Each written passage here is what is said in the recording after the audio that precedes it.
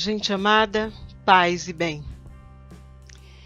Nesse 25º domingo do tempo comum, somos convidadas, mais uma vez, a refletir sobre a palavra de Deus na Bíblia. Bíblia que antes de ser escrita, foi vivida, contada, cantada.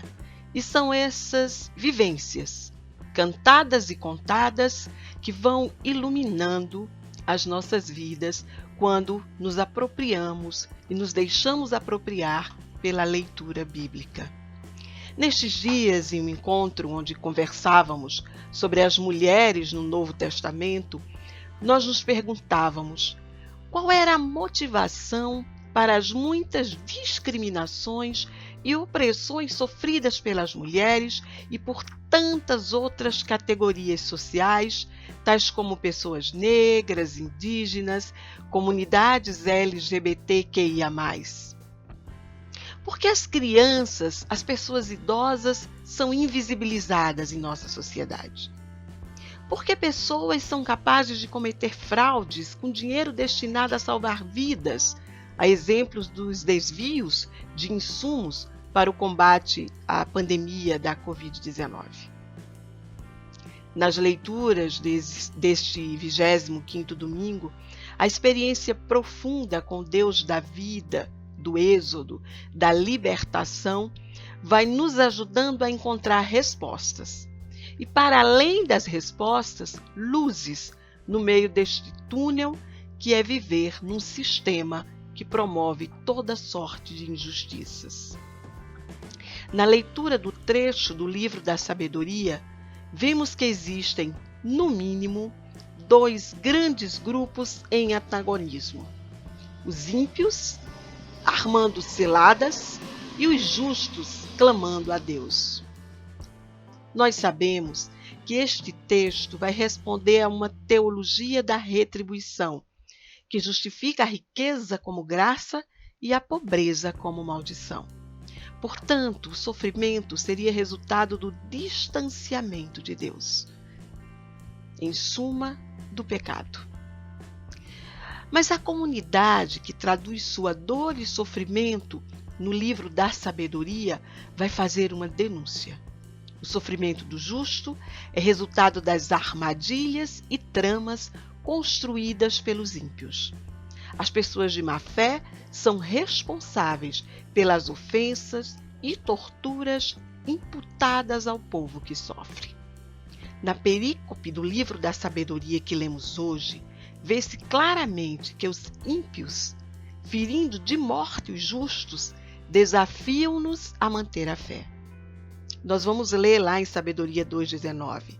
Vamos pô-lo à prova com ofensas e torturas, para ver a sua serenidade e provar a sua paciência.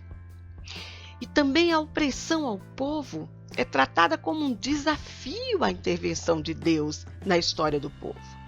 O texto diz: vamos condená-lo à morte vergonhosa, porque, de acordo com suas palavras, virá alguém em seu socorro.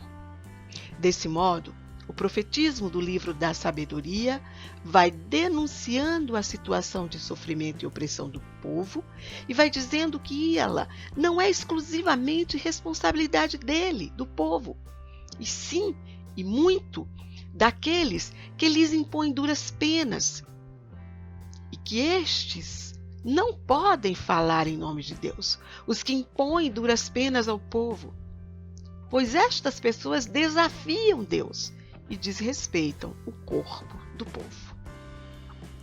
A memória do canto litúrgico no Salmo 53, que também estamos lendo neste domingo, em que pese o distanciamento temporal do livro da sabedoria, vai dialogar pela visão da fé com o justo que sofre lá no livro da sabedoria. Ali no Salmo se faz uma prece por salvamento e justiça. E se denuncia: orgulhosos e violentos perseguem a pessoa injustiçada, que se confia em Deus para livrá-la. Aqui no Salmo, também se percebe a ausência de Deus na condução da vida das pessoas perseguidoras, pois o salmista vai dizer que não há lugar para Deus aos olhos dos violentos. A experiência com Deus é incompatível com a perseguição, a violência e a matança de pessoas. Ontem, hoje e sempre. Olhando para os textos dos livros da sabedoria e dos salmos, luzes vão se acendendo e começamos a enxergar que a dor e o sofrimento têm sua origem não na vontade de Deus ou no pecado do povo, mas na determinação de pessoas ímpias, injustas, desonestas e cruéis, as quais até podem dizer que falam em nome da religião, mas como diz o Salmo, repito, não há lugar para Deus em seus olhos. Porém, o que leva essas pessoas a agirem assim? A carta de Tiago, que é toda ela uma denúncia contra a opressão e que vai dedicar todo o capítulo 2 em defesa das pessoas pobres, que é uma exortação às obras de compaixão movidas pela fé. No trecho que nós lemos hoje, vai nos dizer que a inveja, a rivalidade estão na raiz de toda espécie de obra má.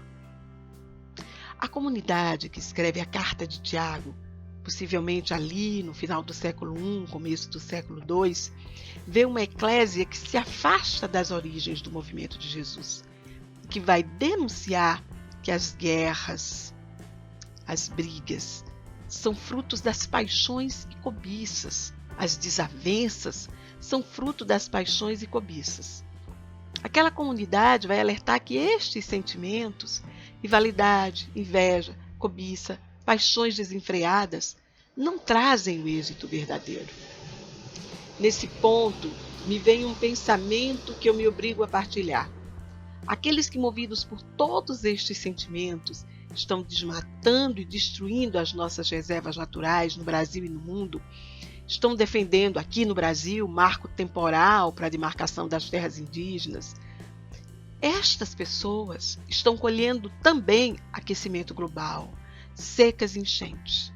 No dizer da carta de Tiago, fazem guerra e produzem desentendimento, mas não conseguem possuir. Infelizmente, as consequências são maiores para os pobres.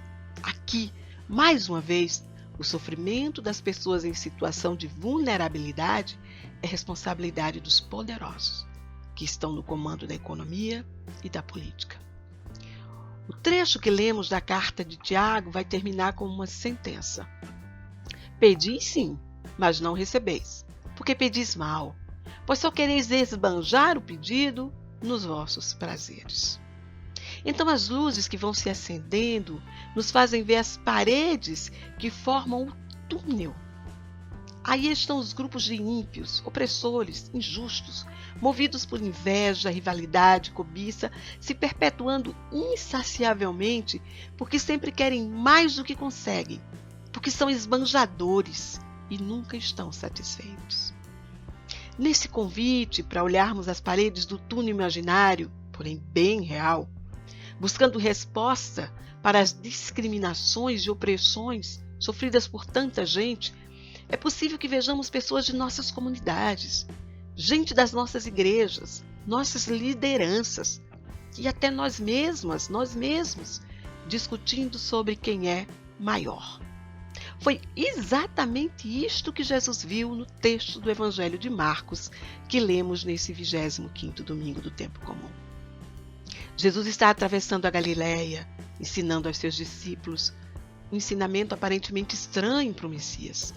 Primeiro, ele assume sua humanidade profunda quando diz: o Filho do Homem vai ser entregue nas mãos dos homens e eles o matarão. Está lá em Marcos 9:31. Como vai ser entregue na mão dos homens e eles o matarão? Como assim? Então o Mestre, a esperança do povo de Israel, é Filho do Homem? E essa expressão quer dizer humano, pertencente à humanidade. E pior, terá uma morte desonrosa. E aqui a gente tem que lembrar que morte honrosa naquela tradição seria de causas naturais e na velhice, portanto, uma morte matada é uma morte desonrosa. No segundo momento, ele vai reafirmar a condição divina. quando anuncia sua ressurreição. Mas 3 dias após sua morte, ele ressuscitará. 9:3-31. Morte e ressurreição são 2 temas difíceis de entender para os discípulos e também para nós. O monge Marcelo Barros, no livro Conversa com o Evangelho de Marcos, vai dizer que ninguém pode garantir que seja histórico que Jesus tenha falado de sua morte antes dela acontecer. É possível que a comunidade tenha feito esta reflexão considerando a necessidade de explicar às pessoas da época, mais ou menos 70, 80 depois de Cristo, que mesmo a cruz pode entrar no projeto divino. Fato é que alguém que vivia como Jesus e tinha uma postura contrária aos poderes estabelecidos, vivia à sombra da cruz. Vês que as crucificações de pessoas consideradas marginais estavam à margem das normas estabelecidas pelos donos da política e da religião. Eram comuns as mortes de cruz. De qualquer forma, o texto nos diz que Jesus vai falar de sofrimento e morte, mas também de vencer a morte. No entanto, ao que percebemos pelos versículos que seguem, os discípulos não estavam muito atentos a este ensinamento. O texto vai dizer: eles chegaram a Cafarnaum. Entrando em casa, Jesus perguntou-lhes: o que discutis pelo caminho? Eles, porém, ficaram calados, pois pelo caminho tinham discutido quem era o maior. Está lá em Marcos 9:33-34. Os discípulos estão escolhendo compor as paredes do túnel que impedem a entrada da luz. Eles discutem quem é o maior. Estão preocupados com as suas paixões e construindo rivalidade entre eles. E nós? E nós? Como estamos agindo diante de Jesus que morre em nossas comunidades, em nosso país e no mundo? Estamos buscando caminhos de ressurreição para toda a humanidade ou de poder para algumas pessoas? Jesus aponta o caminho. É necessário ser a última pessoa, ser aquela que serve, que acolhe.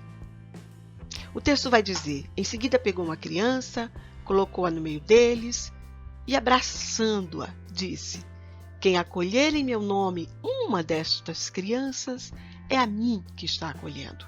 E quem me acolher, está acolhendo não a mim, mas aquele que me enviou. É o que diz Marcos 9:36-37. Eu fico pensando que acolher uma criança tem muitos significados. Dentre eles, o cuidado com as pessoas vulneráveis, invisibilizadas, em situação de dependência econômica, emocional, física, mental. Mas também tem outro sentido.